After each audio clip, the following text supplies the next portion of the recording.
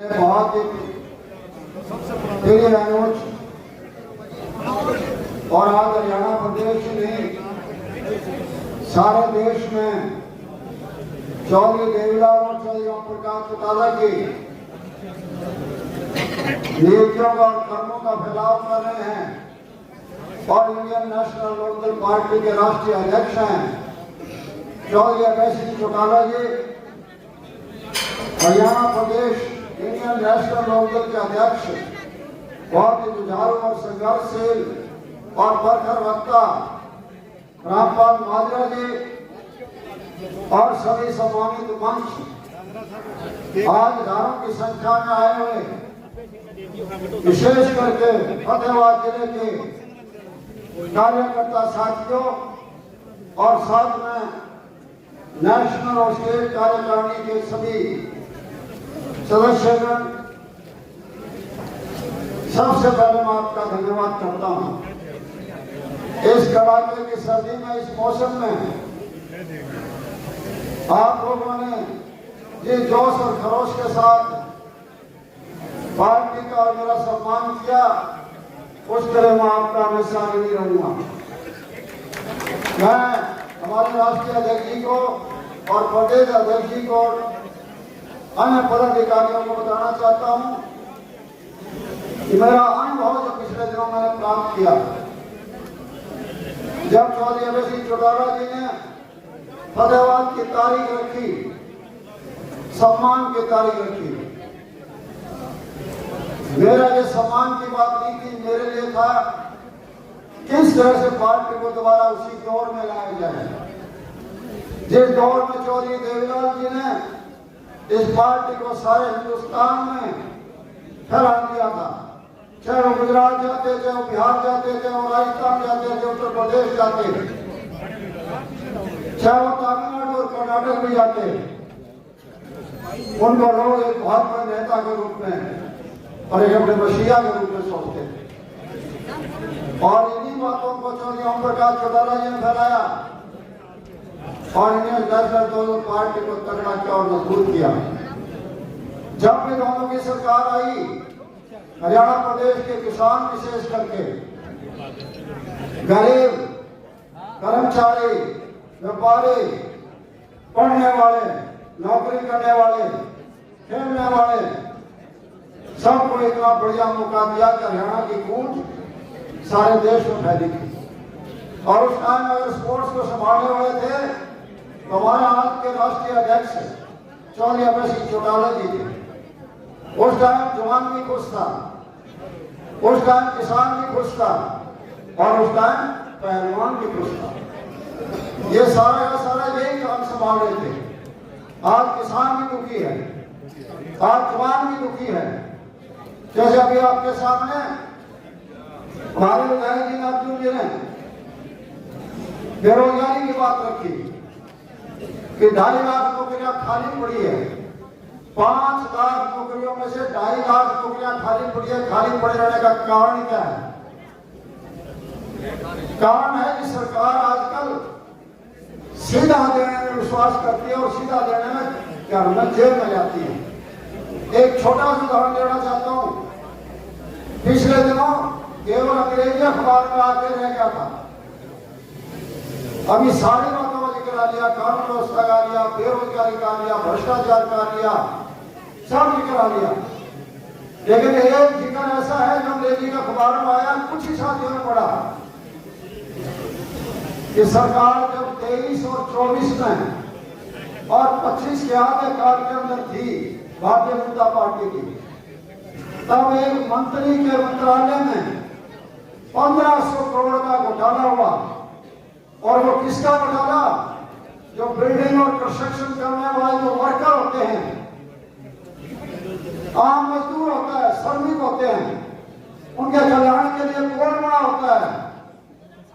5,99,700 5,99,700 मजदूरों को रजिस्टर किया गया और उनको जो 2.5 लाख रुपए की राशि मिलती है सालाना,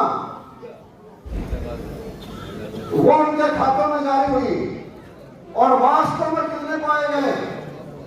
53,400 जब वेरीफाई किया आज के श्रम मंत्री ने, केवल 53,400, मतलब केवल 8% लोग सही पाए गए, 92% ये सरकार खाई। अब सिंह पाने से पता लगेगा किस किस के खाते में गया और किसने खाए हैं, और मंत्री कौन था उस टाइम, किस पार्टी का था, कौन उसका नेता था। मंत्री था लेबर मिनिस्टर। कौन लेबर मिनिस्टर याद है थोड़ा सा? उकराना से विधायक अनूप धानक, और उसकी पार्टी का मुखिया कौन था, राष्ट्रीय मुखिया चौधरी अमर सिंह चौटाला जी के बड़े भाई चौधरी अजय सिंह चौटाला। और उसके नेता कौन थे, उस जनता के नेता कौन थे? दुष्यंत चौटाला जो डिप्टी चीफ मिनिस्टर थे। यह 1.5 साल के अंदर 1500 करोड़ रुपए मजदूरों में खा गए। मजदूरों किस बात का मिलता था? मेटर्निटी का लीव, मतलब कहने कि जब भी कोई गर्भवती होती है और वो लेबर हो रही है तो उसका मिलता था। उसके घरवाला तो है, अगर वो मजदूर है, उसकी घरवाली अगर गर्भवती होती है डिलीवरी के टाइम में, उसको पैसा मिलता था। बच्चों को पढ़ने के लिए मिलता था, या शादी के लिए मिलता था। वो 2.5 लाख रुपए जो साल के अंदर मिलता था, वो सारा का सारा ये जब्त कर दिया। और आप देखिए और मैंने आप पिछले दिनों फतेहाबाद जिले के 40-50 गांव का दौरा किया। दौरा सिर्फ टेलीफोन करके किया था, कोई लाउड स्पीकर या मुनादी नहीं की थी। हजूम का हजूम बढ़ के आ रहा था चौधरी अमर सिंह चौटाला के नेतृत्व के अंदर। हर आदमी यही कह रहा था, जब मैं कहता था कि सवाल सम्मान का नहीं, सवाल पार्टी को ज्वाइन करने का, जो रामपाल माजरा जी कह रहे थे कि पार्टी को ज्वाइन करने का मामला है, तो लोग ये कहते थे कि हम तो ज्वाइन ही हैं। मैंने कहा नाम दे दो, लिस्ट दे दो। जब कहने लगे बोले हमें शर्मसार ना करो, हम तो लोकदल के थे और पिछली बार कांग्रेस को वोट देके उनकी सरकार अपनी दी गई और बीजेपी से दुखी थे, और दुखी होने की वजह से जो है हम उनको वोट देंगे। अब कल को हमें स्टेज पर लगा क्यों करो कि ये लोकदल के थे, कांग्रेस को नहीं है। फिर भी बहुत लोगों ने लिस्ट दी है, लेकिन वो पढ़ी नहीं जा सकती।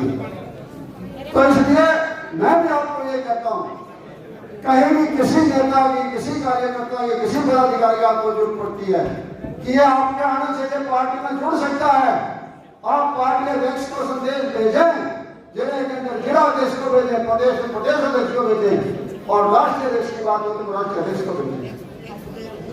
अगर आप इसी डिसिप्लिन से जैसे परेशानी भी कह रहे थे, ये अनुशासन समिति के पहले भी अध्यक्ष हुआ करते हैं, अब भी अध्यक्ष हैं, इसलिए अनुशासन का पाठ पढ़ा रहे थे। आप वो भेजें, जिसकी जुड़ता वो आदमी के घर जाएगा, उसको आपके साथ जोड़ने का काम करेगा।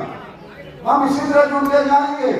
तो आपके सामने वासुदेव शर्मा जी बैठे हैं, चौधरी देवलाल जी ने जब सभी पार्टियों को जोड़ा 87 के अंदर, प्रणब बहुध्यान जी को ले आए थे, प्रसाद गुप्ता को ले आए थे, सभी नेताओं ले आए थे। प्रणब बहुध्यान जी चुनाव की घोषणा होने के बाद छोड़ गए पार्टी, लेकिन वासुदेव शर्मा वहीं रहे, ओम प्रकाश भारद्वाज जी वहीं रहे, अग्नि जी वहीं रहे, और कितने नेता रहे थे वहीं रहते। और उसका फल ये मिला कि चौधरी देवलाल 9 से चलकर 85 सीटों पर पहुंचे थे, सारी जातियों को जोड़ के चले थे। पिछले दिनों कहा गया हम इसलिए बीजेपी का समर्थन दे दिया कि हमारे एमएलए चले गए। अरे कुछ तो याद करते क्या, तुम्हारे पास 10 थे तो 2 तो बच जाते। इधर चौधरी देवलाल के 31 एमएलए लोग गए थे। जब मजदारों को धक्के ने सीएम बना दिया, छोड़ कर चले गए, सारे 8 रह गए, और 9 माह में आजाद बना था। आज मिसाल आजाद की कि जब सरकार को झूठ हो और आजाद एमएलए सरकार में ना जाए, वो नशा मेरे में था, चौधरी देवलाल का नशा, उनका बराबर नशा था। मैंने कहा मैं नहीं जाऊंगा, मैं चौधरी देवलाल के साथ। हम 8 के 9 हो गए, चौधरी देवलाल 9 रत्न कहा करते थे। अब उनका रकम नहीं राष्ट्र 8% बात हो गई। मैं मेरे जीवन के अंतिम सांस तक पार्टी को मजबूत करने का काम करूंगा।